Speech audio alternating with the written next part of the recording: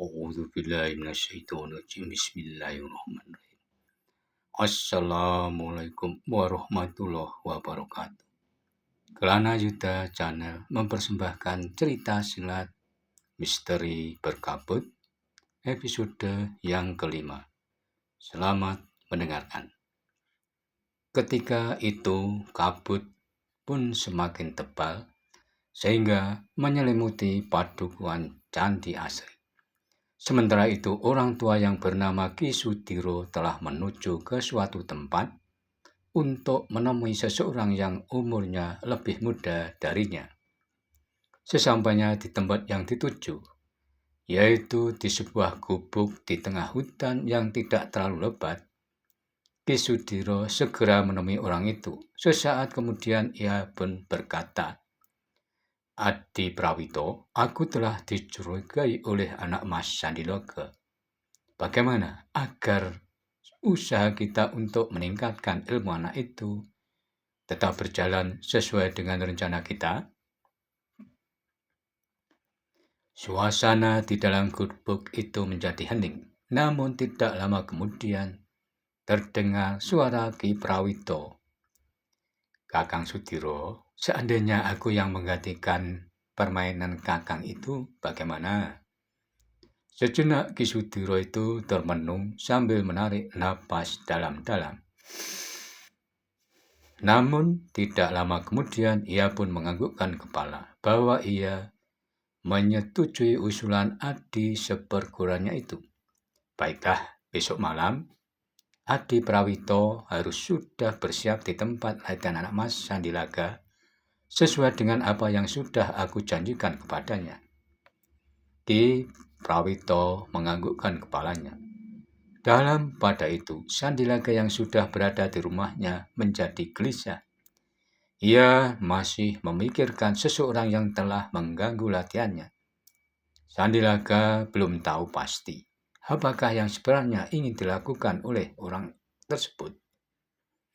Namun lebih dari itu, Sandilaga pun menggelisahkan keterangan dari orang yang belum diketahuinya bahwa orang itu akan mengawasi orang-orang yang ingin mencari biungnya untuk dibawa dan diserahkan kepada seorang Ronggo yang berada di kota Raja Pajang, serta seseorang yang belum mau menampakkan diri berpesan tentang benda yang berbentuk lempengan yang di tengahnya ada simbol cakra agar tidak diberitahukan kepada orang-orang yang menginginkannya.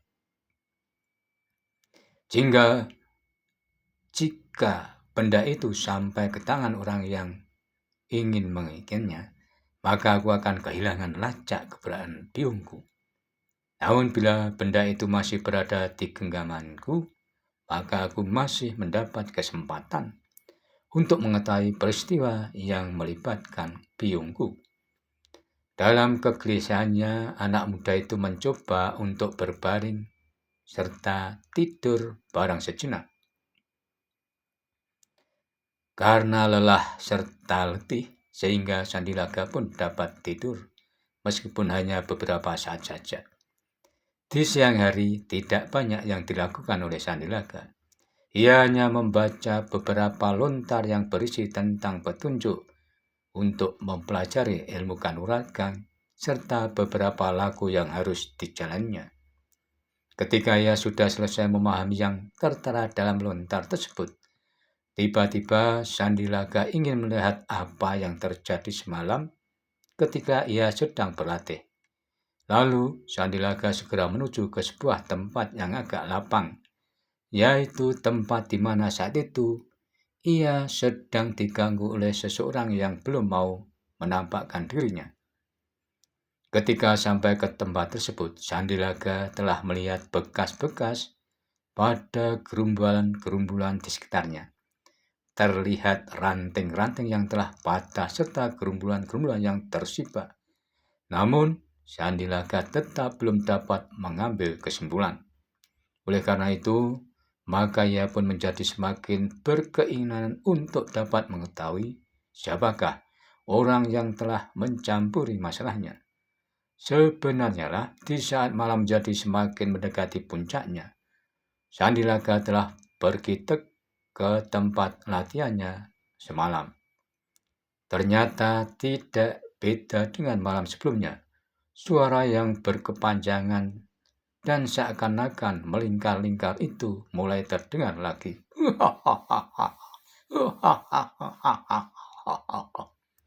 Kemudian batu-batu seputar buah jarak itu pun telah dilontarkan dari gerumbulan. Wush, wush, wush, wush. Sesekali Sandilaga mendengar orang itu tertawa lagi. Akan tetapi suara itu pun tiba-tiba hilang, bagaikan ditelan gelapnya malam. Namun tidak lama kemudian suara itu terdengar lagi di arah yang lain. Ketika Sandilaga sedang mempertajam inderanya, tiba-tiba terdengar desiran. Ternyata desiran-desiran itu adalah lontaran beberapa batu yang mengarah kepadanya. Karena begitu cepatnya lontaran-lontaran tersebut, sehingga Sandilaga pun tidak dapat menghindarkan diri dari batu-batu kecil yang dilontarkan oleh orang yang belum mau menampakkan dirinya itu. Di saat itu, Sandilaga sudah berusaha menghindar dari lemparan batu-batu itu, tetapi beberapa batu tetap mengenainya, sehingga beberapa bagian tubuhnya merasa sakit. Orang itu tertawa lagi. Lalu katanya, "Kau ternyata sama sekali tidak berdaya menandingiku." Kemudian Sandilaga segera mengerahkan segenap kemampuannya. Karena ingin mengetahui tentang orang yang mempermainkannya, ia pun mulai merambah dengan mempergunakan tenaga murninya. Bahkan Sandilaga mulai terpancing oleh perasaan sakit di tubuhnya, sehingga akhirnya ia telah mempergunakan semua kekuatan yang ada pada dirinya. Tenaga dalam atau tenaga murninya telah dikerahkan untuk memperkuat tata geraknya, sehingga gerakannya menjadi semakin cepat serta kekuatannya pun menjadi berlipat. Kekuatan yang bersumber dari tenaga murni atau tenaga dalam itu telah tersalur pada anggota badan Sandilaga, sehingga kakinya menjadi kuat bagaikan kaki gangsir yang mampu melontarkan tubuhnya berpuluh kali dari panjang tubuhnya. Sementara itu, Ki Sudira yang tidak berada jauh dari area tersebut dengan seksama mengamati tata gerak yang dilakukan oleh Sandilaga. Ternyata kemampuan gerak Sandilaga semakin lama menjadi cepat yang berlandaskan ilmu yang ia pelajari dari lontar tersebut. Ki Sudira menyaksikan betapa Sandilaga berusaha menghindari lontaran-lontaran batu yang dilemparkan oleh Ki Prawito. Ketika lontaran-lontaran batu sebesar biji buah jarak itu semakin cepat, maka Sandilaga pun dengan cepat melompat pula, dan seakan-akan tubuhnya bagaikan gangsir yang melenting dari tempat satu ke tempat yang lain guna menghindari sergapan dari lawannya. Ternyata di malam itu Sandilaga belum juga mampu bertemu dengan orang tersebut. Tetapi di hari berikutnya ia mempunyai rencana tersendiri. Sandilaga tidak ingin lagi mengetahui siapa yang mengajaknya bermain-main dengan lontaran batu-batu itu. Karena ia berpendapat dengan adanya orang tersebut, maka ia pun tidak berlatih sendirian. Bahkan dengan lontaran batu yang dilemparkan oleh orang itu telah mendorongnya berbuat lebih jauh, serta lebih banyak untuk memperdalam kemampuan gerak dari ilmunya.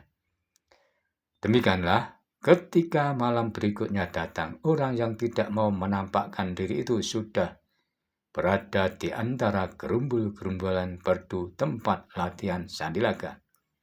Orang itu pun kemudian telah mulai dengan lemparan batu-batunya. Karena cepatnya lontaran-lontaran batu begitu cepat sehingga Sandilaga terkena pada tubuhnya kembali. Bahkan tidak hanya satu atau dua saja batu itu mengenainya. Karena lontaran batu telah mengenai lengannya, baunya, hingga dadanya. Saat itu tubuh Sandilaga pun merasakan sakit, hingga sampai ia menyeringai. Sejenak kemudian ia meloncat beberapa kali ke belakang untuk mempersiapkan diri lagi. Namun tiba-tiba saja terdengar orang itu berkata, "Sandilaga, ternyata kemampuanmu belum seberapa. Aku tahu tubuhmu yang terkena lemparanku tentu memar-memar, serta kau merasakan sakit karena kau selalu menangkisnya. Nah, bagaimana dengan ilmu sepasang belatimu?" Sandilaga itu termangu-mangu sejenak. Ia mendengar suara orang itu seperti bukan suara orang yang mengajak bermain-main sebelumnya. Namun ia pun tidak memikirkan lebih panjang lagi, karena ia berpikiran bahwa orang-orang yang bermain dengan lontaran-lontaran batunya itu adalah orang yang ingin membantu untuk meningkatkan ilmunya. Maka dengan demikian Sandilaga pun segera menarik sepasang belatinya yang agak panjang tersebut. Sementara itu, Ki Sudira yang selalu memperhatikan gerakan-gerakan ilmu Sandilaga menjadi sedikit tegang. Tetapi ketegangan Ki Sudira itu hanya saat ketika ia melihat Sandilaga mampu menangkis batu-batu yang dilemparkan padanya dengan sepasang belati panjangnya. Ting tang, ting ting, ting. Bahkan anak muda itu pun ternyata juga mampu menghindari lontaran-lontaran batu itu. Wush, wush. Sehingga Ki Sudira itu pun menjadi kagum kepada Sandilaga. Ternyata bagi Sandilaga yang semua permainan batu-batu yang dilontarkannya itu suatu yang mengganggu latihannya, namun hal itu menjadi menarik baginya. Ia menyadari juga meskipun permainan itu menarik, tetapi ia tidak akan bermain-main seperti ini untuk selamanya, walaupun ilmunya dirasa banyak sekali kemajuannya. Sandilaga saat itu merasakan kemampuan ilmu olah senjatanya menjadi meningkat, serta kecepatan geraknya pun menjadi meningkat juga. Sementara malam pun menjadi semakin larut, namun bersamaan dengan itu, suasana pun menjadi sepi. Ternyata orang yang seakan-akan telah membantu meningkatkan ilmu Sandilaga itu sudah tidak berada di tempatnya. Sandilaga pun mencoba untuk menunggu sesaat, namun ternyata tidak ada reaksi dari orang tersebut. Kemudian ia menuju ke beberapa gerombolan merdu, tetapi Sandilaga sama sekali tidak menemukan orang tersebut. Sandilaga pun menarik napasnya dalam-dalam. Tidak lama kemudian Sandilaga pun telah meninggalkan tempat itu pula. Namun yang tidak diketahui Sandilaga, di saat meninggalkan area tersebut, terlihat dua orang telah keluar dari persembunyiannya. Keduanya adalah Ki Sudira serta Ki Prawita yang merupakan kakak beradik seperguruan. Kemudian terdengar Ki Prawita bertanya, "Bagaimana Kakang Sudira dengan permainanku?" Dengan tersenyum Ki Sudira itu menjawabnya, "Luar biasa kau Adi Prawita. Aku hampir saja tegang ketika Adi meminta anak Mas Sandilaga untuk menggunakan senjata sepasang belati panjangnya itu. Aku kira ilmu menguasai senjatanya di bawah ilmu kanuragannya. Namun kenyataannya ilmu sepasang belati lebih hebat." Ki Prawito mengerutkan dahinya, namun saat kemudian ia tertawa mendengar jawaban Ki Sudira. Sementara itu kabut pun mulai bermunculan dan rembulan pun mulai merangkak ke arah barat. Udara dingin sudah dirasakan oleh kedua orang itu, namun keduanya tidak terlama-lama di tempat tersebut. Ketika itu Ki Sudira menuju ke rumahnya, sedang Ki Prawita menuju ke sebuah tempat. Di saat Ki Sudira melintas di depan rumah Sandilaga, ia melihat rumah tersebut terlihat pancaran sinar lampu ublik dari sela-sela gedek atau dinding bambu di kamar Sandilaga. Ternyata Sandilaga setelah dari tempat latihnya ia menuju ke rumahnya. Tidak terasa pagi pun sudah datang, meskipun semburat merah belum terlihat.